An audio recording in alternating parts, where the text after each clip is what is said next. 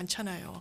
본인이 그렇다면 그 김영선이라는 사실상 정치적으로 거의 재기가 어려울 거라고 하는 사람을 살려낼 때 했던 그 통화 내용이 맞는지 아닌지 말씀하십시오. 내가 김건희 여사하고 대통령이랑 통화해가지고 친윤들이 아무개를 심으려고 하는데 다 정리했다라는 그 내용은 사실입니까? 아닙니까? 그걸 사실이라고 전제하고 그럼 누구랑 텔레그램을 왔다 갔다 했다는지 그럼 자기랑 연락을 주고받은 게 더 부적절한 거 아닌가요? 예, 이거는 그렇죠. 대단한 패착이다. 예. 예. 그러고 이 사건은 제가 보기에 이제 시작에 불과하다. 목요일날 뉴스토마토에서 누가 김건희 여사와 윤석열 대통령 내외에게 아니 저도 윤 대통령을 먼저 얘기를 안 하네. 저희 모두 어떻게 하다 보니까 김건희 여사를 먼저 얘기한. 윤석열 대통령과 아니, 김건희 여사. 그 제로부터 원래 얘기하는 거야. 그 자연스럽다는 의견이. 그 내외여라 명태균 씨를 누가 연결시켜 주었는가에 대한 보도가 이제 목요일날 나온다고 하니까요.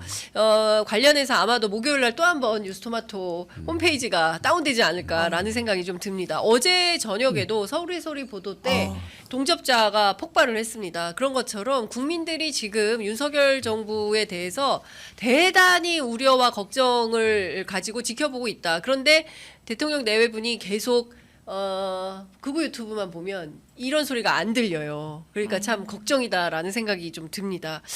한동훈 대표가 원래 오늘 독대를 요청했는데 거절당했습니다. 그러니까 사실상 제가 보기에 오늘 만찬 분위기는 상당히 쌀 것 같아. 아니 한동훈은 본회의장에도 못 들어가고 네. 한 표도 없는데 뭔 독대를 해줘. 당연한 거다. 독대할 이유가 없다. 한 표도 아닌데. 아니 그리고 그 만찬을 하려고 하는 건 네. 여당 지도부 격려도 하고 특히 이제 의원들 그 원내 의원들을 상대로 이렇게 시그널을 좀 줘야 되는 그런 건데 지금 한동훈계라고 해봐야 지금 몇 명 되지도 않은 상황인데 그 한동훈을 당내에서 힘을 실어줄 이유가 뭐가 있어요? 예? 그렇다고 한동훈을 빼고 만날 수는 없으니까 만나긴 하되 뭐 그런 모양을 만드는 건데 더 우스꽝스러운 건 한동훈 대표입니다. 만나기도 전에 나 따로 만나게 해줘. 그걸 언론에 또 알려요. 네. 나 이런 당 대표 처음 봤어요. 네. 뭐 하는 거예요 지금? 네. 나는 대통령과 관계를 개선해 보려고 노력을 했는데 대통령이 나를 안 만나줬다. 당원들과 국민들은 그렇게 좀 알아주세요. 뭐 이렇게 하는 거예요? 뭐예요? 이 도대체 우스꽝스럽잖아요. 근데 대통령 입장에서는 그 아무리 우스꽝스럽다 하더라도 뭐 만나서 뭔가 해결하지 않으면 안 되는 의제들이 있다라고 한동훈 대표 측은 보는 거 네네. 아니겠습니까? 그래서 오늘 아침에 그 저 누구죠?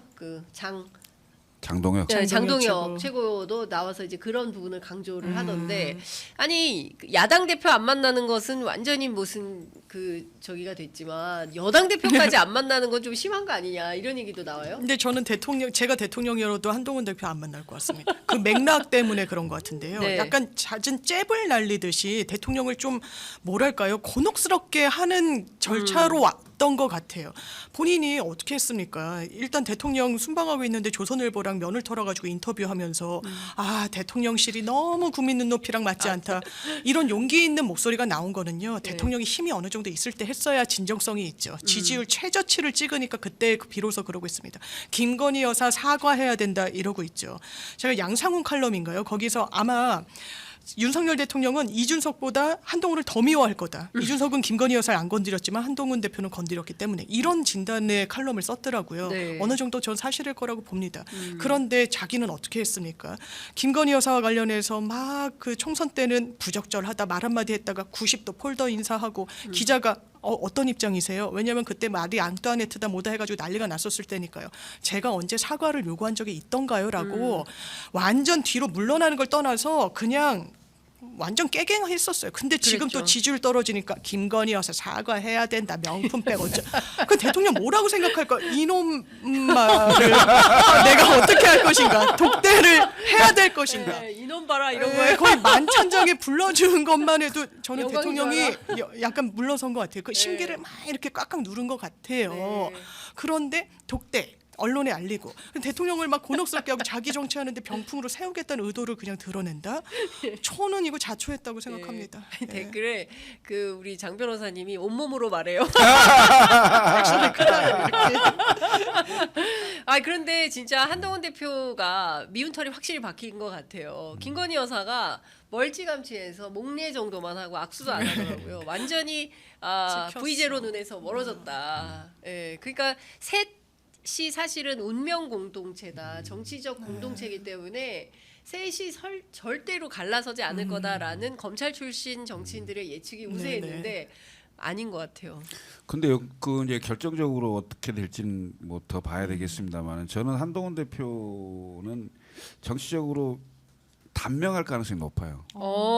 네, 그러니까 그 농론하기 쉽지 않다. 예. 왜냐하면 자기 정치적 터전이 없어요.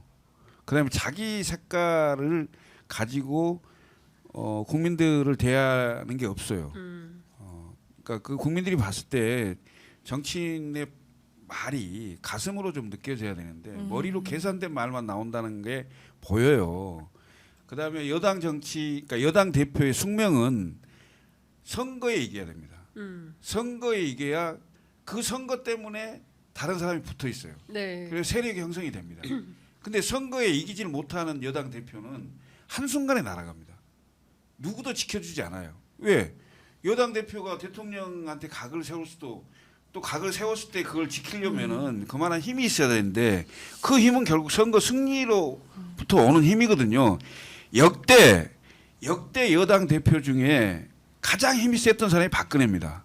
이명박 대통령 시절에 여당 내 야당 역할이라고 할 정도로 힘이 셌고 그러면서도 버텼죠. 그 이유는 뭐예요? 결국 선거의 여왕이었어요. 박근혜가 네. 지휘한 선거는 다 이겼어요.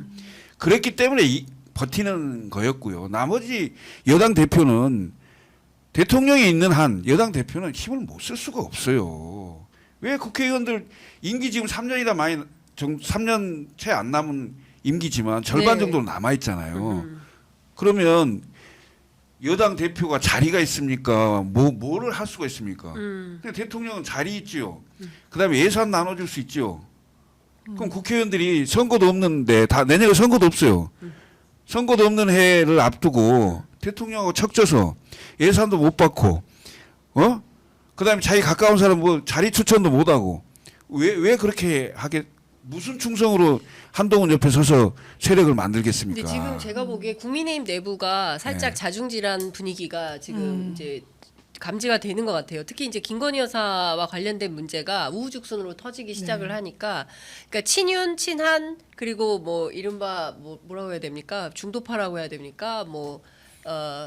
무게파 뭐 이렇게 표현해야 될지 모르겠지만 입장이 조금씩 갈리는 것 같아요. 그러니까 친윤계는 기본적으로 대통령에 대한 공격이다, 이렇게 정부에 대한 공격이다, 이렇게 이제 좀 세게 비토를 하고 있고, 친한계는 이거 좀 정치적으로 문제될 소지가 있어, 약간 세모 이런 분위기고, 안철수 의원 같은 분은 검찰이 제대로 수사를 해야 된다, 이제 이렇게 조금 더 세게 나오는 것 같고, 이게 최혜병 특검법에 대한 내부의 입장이기도 한데, 한동훈 대표가 이게 공가위 세모 가운데 어떤 노선일지 잘 안 보여요. 장 변호사님 어떻게 보세요? 이제는 선택을 해야 될 것 같은데요. 이제는 선택을 해야 될 때다. 제가 이게 진단해 주시는 걸 라디오에서 들었었는데 네. 이 필리버스터를 할지 말지부터 엄청 오래 논의했다는 거 아니에요. 진작에 지금까지 어떻게 했을까? 우리 필리버스터 한다. 그냥 하는 거야. 막아야 돼. 이거 야당의 폭거야, 폭주야. 이거 입법 독재다라고 했는데 이게 안 되는 거예요. 논의가 이제 필요한 시점이 됐다는 거죠. 일단 국민 여론이 너무 높아요. 김건희 여사 공천 개입했다는 이 흔적들 어떻게 할 겁니까? 수사 공직선거법은 기본적으로 시효가 6개월이에요. 10월 10일에 마치는데 이거 어떻게 할 겁니까? 특검 말고는 답이 없는데, 그리고 최상병 특검도 국민 여론이 70% 이상이 찬성을 해요. 한동훈 대표 자기가 하겠다 그랬잖아요. 이제는 이걸 수습을 해야죠. 그리고 국민의힘 의원들도 지금 언제까지 윤석열 대통령만 바라기로 할 수 있습니까? 지지율은 바닥을 치고 나아질 그런 전망은 안 보이는데, 그러면 이탈표 8표가 언젠가 안 나올까요? 무기명으로 하는데 이 의원들이 자기 살 길을 생각하지 않을까요? 물론 한계는 영남정당이어서 나중에 공천과 관련해서 자기 이해관계를 아주 매몰돼 있기 때문에 거시적인 정치를 안 하고 있다라고 있는 평가가 있지만 언제까지 그렇게 할 겁니까? 박근혜 전 대통령 탄핵 때도 정말 찬성표를 던진 건 그 당시에 여당이었어요. 그렇다면 저는 시간이 얼마 안 남았다. 한동훈 대표의 시계도 아까 단명 말씀 주셨지만 너무 공감이 되고 이제 시간이 얼마 없어요. 이제는 결단을 내려야 됩니다. 네. 아니 그러니까 10월 16일이에요. 10월 16일. 10월 16일. 아, 10월 16일. 재보궐선거. 지금 재보궐선거를 책임 회피하려고 네. 시도당에 전부 위임하고 뭐 선거운동도 그렇게 하라고 그랬는데 당 대표는 그 당에 무한 책임을 지는 거예요. 예? 그 부산 금정구청장 선거하고 강화군수 선거잖아요. 네. 이 두 개 선거의 성적표에 달려 있어요. 더군다나 호남 선거는 득표율이 제가 보기에는 글쎄요 5% 넘을 수 있을래나? 5%도 채 안 되는 상황이 생길 건데 네. 이런 성적표를 받았을 때 과연 버틸 수 있겠어요? 그러니까 예? 지금 한동훈 대표를 내가 향해서 신윤계가 예. 너 나가 이렇게 할 가능성이 아니 있다. 한동훈 대표 버팀목이 없어요. 예. 그러니까 유일하게 버틸 수 있는 게 선거에 이기고, 예? 그다음에 압도적 격차로 딱 이기는 상황이 생기면 당 내에다가 할 얘기했지 의원들한테. 야 내년에 재보궐도 있고, 선거 나가면 나랑 하면 이기는데. 이게 보여지잖아요. 근데 그게 아니고 격차도 겨우 뭐 이기는 정도 되고 자칫 잘못해서 지거나 이러면 뭐 상황이 끝나는 거죠. 그렇구나. 아니 그래서 저는 의미심장한 게 네. 어젠가 그 홍준표 시장이 청년이 묻고 홍준표가 답하다 해서 이제는 준비하셔야 됩니다라고 했더니 알겠습니다라고 답을 했더라고요. 그래서 뭘 준비할 것인가? 이거 대선은 너무 많이 남았고 네. 이거 뭔가 비대위 체제나 이런 거랑 연동이 된 건가? 뭐 이런 생각도. 또 비대위로 갈 수도 있겠다 생각하세요? 가능성이 있죠. 가능성이 있다. 10월 재보선 이후에 또 비대위다. 근데 민주당에서는 이번에 2대2 가능성이 높다. 서울교육감은 지금 전망하기가 어렵고, 그러니까 호남 지역은 민주당, 그 다음에 강화와 부산은 국민의힘. 그래서 여야가 뭐 2대2 가능성이 높다라고 민주당 전략가들은 그렇게 평가. 민주당이 그렇게 미리 얘기를 해야 네. 이재명 대표가 안전하겠죠. 아 그런 거예요?